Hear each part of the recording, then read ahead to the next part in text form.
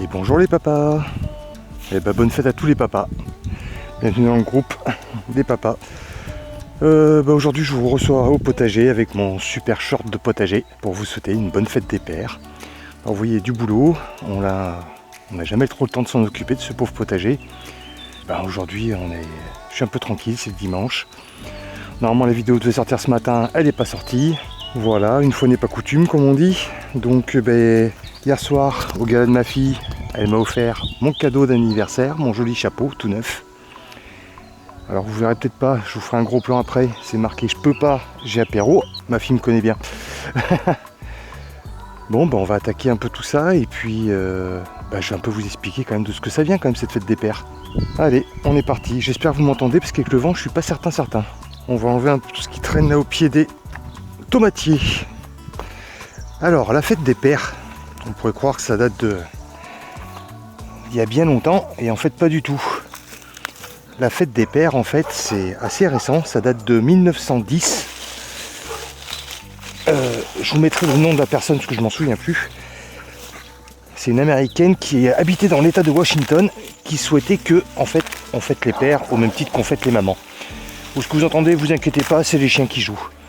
Ils ont une façon très personnelle de jouer. Voilà, bon. On va enlever un peu toutes ces mauvaises herbes là parce que... Voilà.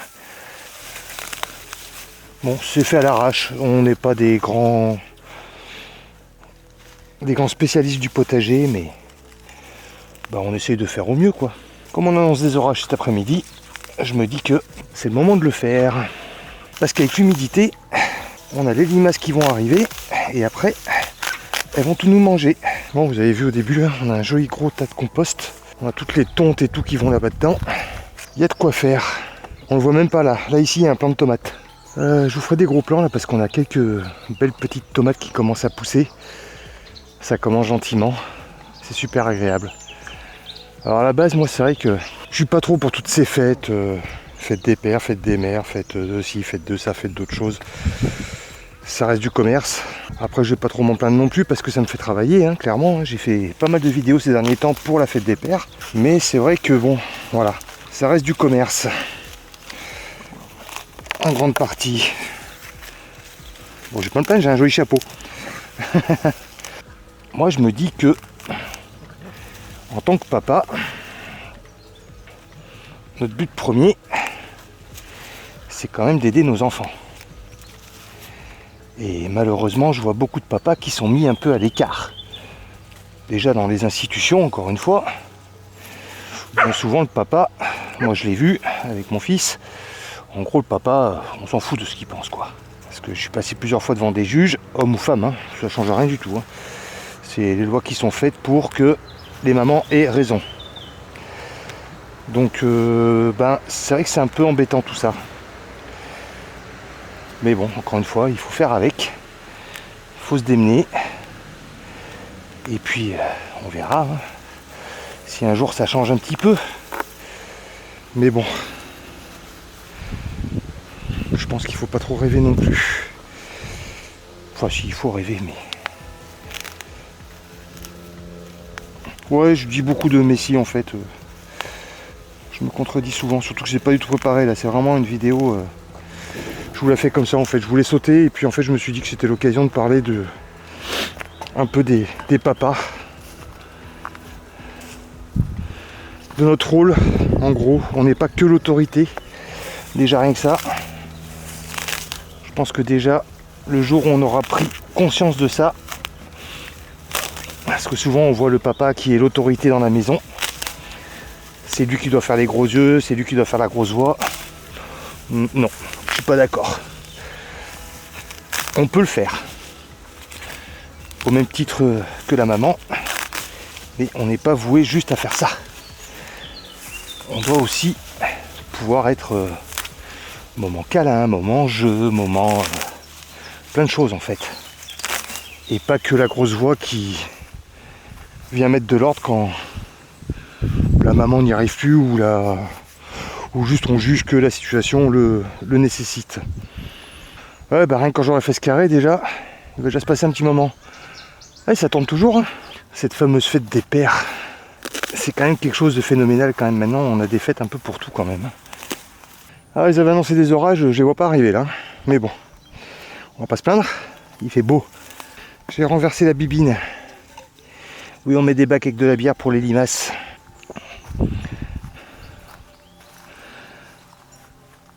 Allez, je vous fais visiter. Ici, nous avons... alors attendez, c'est quoi déjà ici? C'est des potirons, je crois. Je sais plus exactement. Oh, ça y est. Enfin, des cucurbitacées quelconques. Nous avons des haricots ici le long qui ont bien souffert au moment d'être transplantés ici, qui commencent seulement à repartir. Nous avons été envahis de plants de tomates, nous en avons replanté un peu de partout.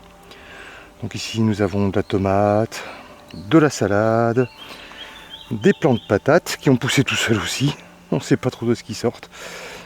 Encore des tomates, encore des salades, des patates, voilà. Il y a vraiment un peu de tout. Ici nous avons tomates, tomates, tomates, tomates, patates. On ne sait pas d'où ce qu'elles sortent non plus. Tomates, j'avais mis un tuteur, je pensais que c'était un plant de tomates. Je suis tellement doué. Tomates, tomates, tomates. Alors tout ça ici, normalement, ce sont des cœurs de bœuf. Et là-bas, on ne sait pas, on verra. C'est ce qui a poussé dans le compost, en fait. Parce que, je sais pas si vous avez vu, mais là-bas derrière, j'avais mis une serre pour faire une vidéo. On avait mis le compost dessus et on a 12 000 plants de tomates qui ont poussé. Voilà. Alors, ici en haut, nous avons les tomates, les plants de tomates du voisin, qui sont légèrement envahis. Il va falloir y faire quelque chose, mais bon, ça pousse, ça pousse. Je sais pas si vous allez voir là-bas, on a des tomates qui poussent. Je pense que je suis dessus, je vois pas très bien sur l'écran. Ouais, on les devine vite fait. Ici, nous avons de la rhubarbe qui pousse gentiment. Elle est en train de crever, mais je l'ai bien arrosée. Elle est complètement repartie. Encore des plants de tomates ici en haut. Et voilà. Petit tour d'horizon. Ah, il reste un plant de courge ici, tout seul. Voilà, il est en train de se faire monter dessus. Ah oui, c'est qu'il y a un plant de tomate juste à côté. Je ne sais pas si vous voyez. Il est juste à côté.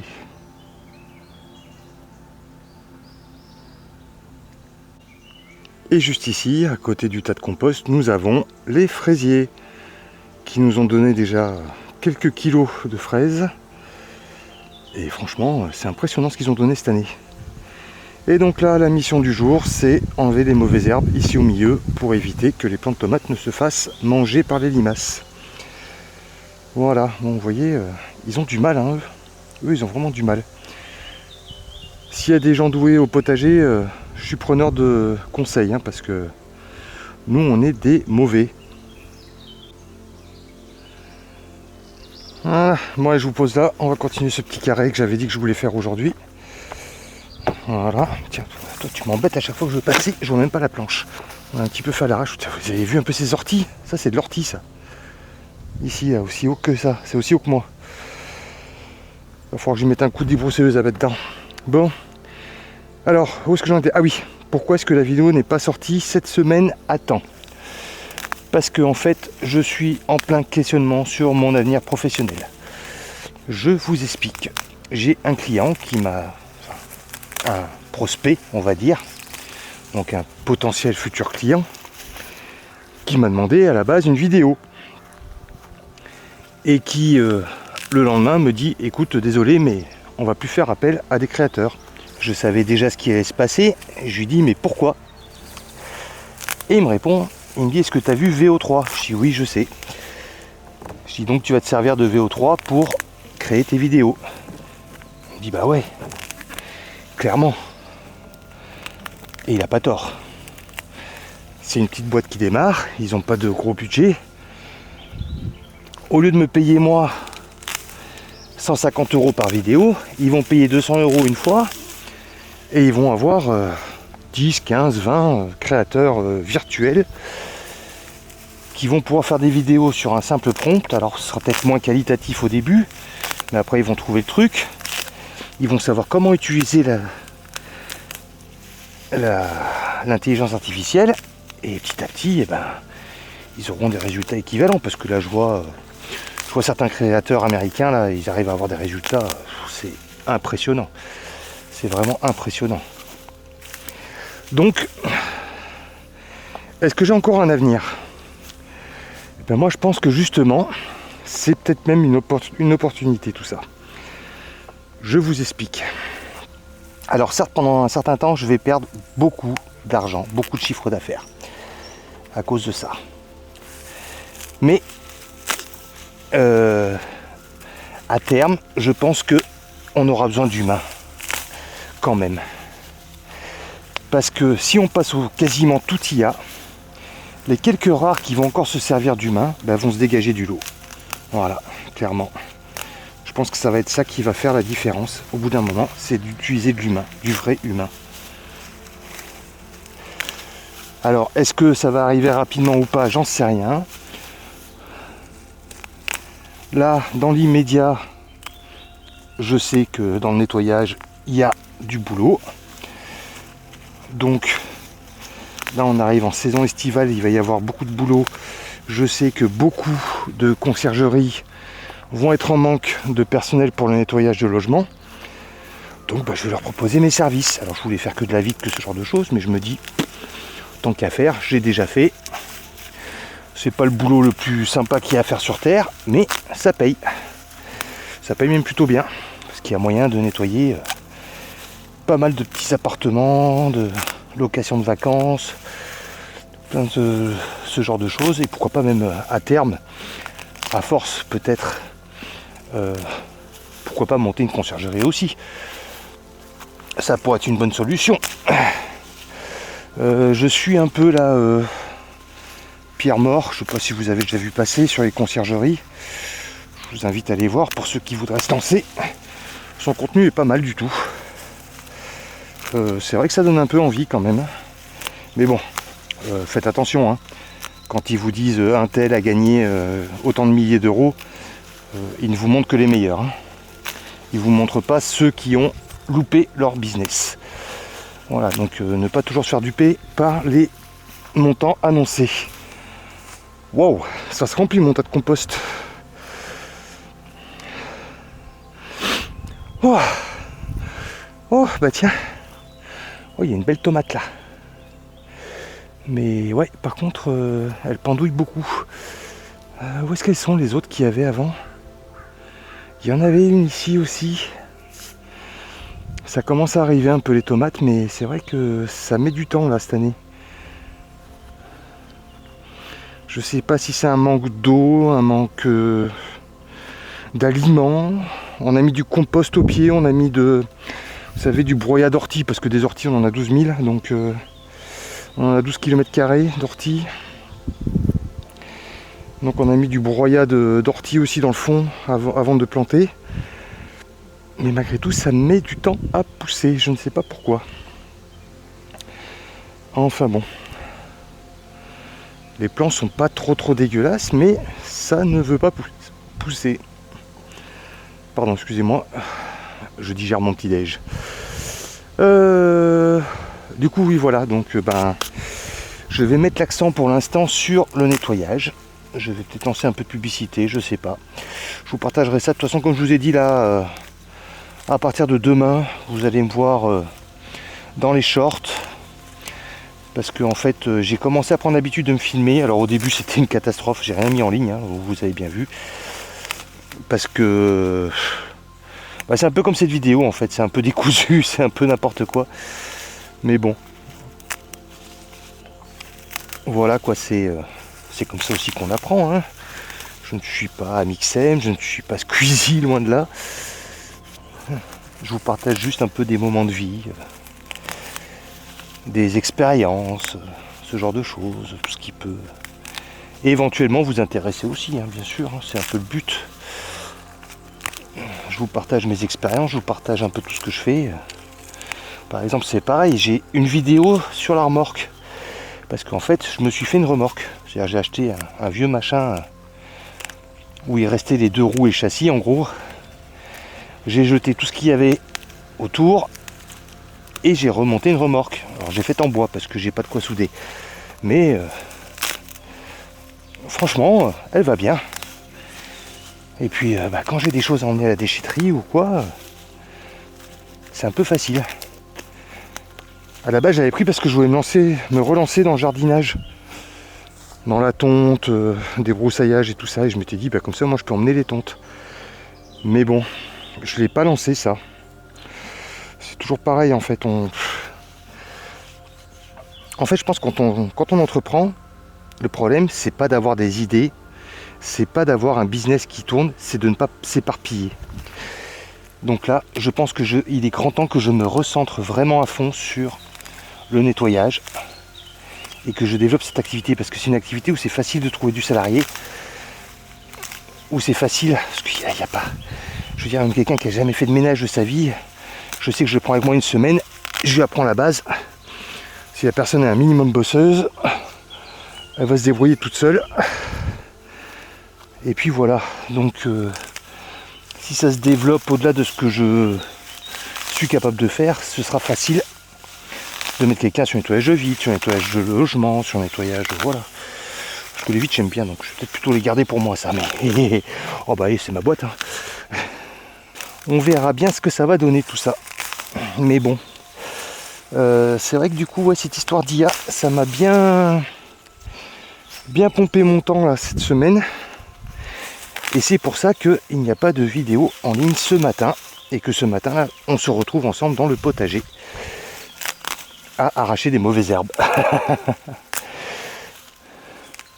Alors j'ai vu qu'il y avait une grande partie de citadins dans les quelques-uns qui regardent mes vidéos. Donc j'espère que de vous partager un peu de verdure, même si j'en enlève une partie, ça vous fait du bien. Voilà, parce que le stress de la ville, c'est quelque chose que je ne souhaite à personne. J'ai horreur de la ville. Alors je sais que beaucoup de gens adorent la ville, mais moi j'ai horreur de la ville. J'ai ma grande amie Colette qui est une fana de Paris. Je suis allé 2 fois à Paris. Ça m'a stressé à un point phénoménal. Alors, pas les Parisiens. J'ai adoré les Parisiens. Les Parisiens sont super gentils. Les Parisiens, ils nous voyaient à l'époque. On avait notre fille qui était encore dans la poussette. On se galérait dans le RER, dans le métro et tout. On trouvait toujours du monde pour nous aider. Alors moi je voyais la délinquance parisienne et tout. À un moment il y a 2 jeunes qui nous ont proposé de nous porter des valises pour nous aider à sortir du métro. Je me suis dit ça y est, les valises on les a perdues, tu parles que dalle. Ils sont même redescendus pour venir filer un coup de main avec la poussette. Donc non, j'ai adoré les Parisiens. Mais désolé, hein, c'est trop grand pour moi, Paris. J'ai horreur des grands espaces comme ça, plein de béton. Moi j'aime les grands espaces mais plein de verdure. Après heureusement, hein, il en faut pour tous les goûts. Voilà, ça va aller mieux. Il y avait des petites sangsues à verdure là. Regardez-moi ça. Allez, hop là. Dégage la limace. Oh la guêpe. Ah mais je vous ai pas montré, c'est vrai, la ruche. Du coup que je me fais un peu agresser par une guêpe. Je me dis que je vous ai pas montré la ruche. Je vous la montrerai après. Bon. Bah écoutez les papas, j'espère que vous avez passé une bonne journée. Moi j'ai fini mon potager. Je vais mettre ça en ligne. On aura parlé un peu de tout aujourd'hui. Hein. Et ça va être comme ça dans les jours à venir. Hein. De toute façon, il y aura une grosse vidéo par semaine. Et plein de petites vidéos sur des réflexions, des avancées, des ratés. Bah là, clairement, voilà, j'ai commencé à regarder Google Ads. C'est une usine à gaz, hein, pas possible. Hein. Si quelqu'un a des choses à me proposer pour Google Ads, je suis prenant. Meta Ads, ça a l'air un peu plus facile d'accès. Je me dis que sur Facebook, il y a pas mal de personnes âgées, hein, puisqu'on est des vieux, hein, à 50 ans. Voilà, donc il y a pas mal de vieux comme moi sur Facebook. Donc je me dis, Meta Ads, c'est peut-être pas mal. Donc je sais pas, je vais tenter, je vais y mettre quelques euros, on va voir si ça me rapporte un peu du client ou pas. Et puis bah, je vais démarcher les conciergeries, donc comme je vous ai dit. Puis bah, je vais vous partager un peu tout ça. Là, dès demain, là, je retourne au boulot, j'ai des vitres à faire chez des particuliers. Je peux pas trop filmer chez les particuliers parce qu'ils aiment pas ça. Ils ont peur d'être sur les réseaux, les gens. Tout le monde n'est pas comme moi. Donc voilà, bah écoutez, moi je vous dis à demain. Parce que cet après-midi, là, je vais commencer à regarder un peu Meta, justement. Je vais peut-être lancer une campagne cet après-midi, on verra. Et puis bah, je vais vous mettre ça en ligne. Hein. Et puis j'ai une autre vidéo à tourner aussi, donc voilà. J'ai une vidéo pour Nuva, voilà, pour les poches sous les yeux. Voilà, les fameux dermatologues que je remplace. Et oui, je suis dermatologue aussi, des fois, pour les besoins de vidéos. Je peux être avocat, je peux être... voilà. Mais toujours en rapport avec quelqu'un de la profession. C'est-à-dire que si une boîte me dit « Ouais, on fait des machins et tout, skincare, machin, truc et tout », je dis « Ouais, d'accord, ok. Et vos dermatologues, ils font quoi ? On n'a pas ? Ah, bon, d'accord. Bon, bah alors non, alors désolé, je ferai pas. » Là, j'ai rencontré les dermatos, on s'est parlé par visio et tout, donc c'était parfait. Allez, bah je vous dis à la semaine prochaine. Et puis, passez une bonne fête des pères. Ciao, ciao. Alors, bon bah là, j'étais là-bas tout à l'heure. Et là maintenant, je vous emmène voir les plus grosses travailleuses du jardin. Regardez-moi ça, ça rentre, ça sort, ça n'arrête pas. Oh, elles sont bien chargées là. Alors l'apiculteur qui nous a amené la ruche, regardez, il y a quoi, il y a 3-4 jours à peine. Oula, je me fais agresser, faut que je m'en aille. Et en fait, eh ben, il nous a expliqué que il y avait bien du miel. Et en plus, il y a plein d'œufs.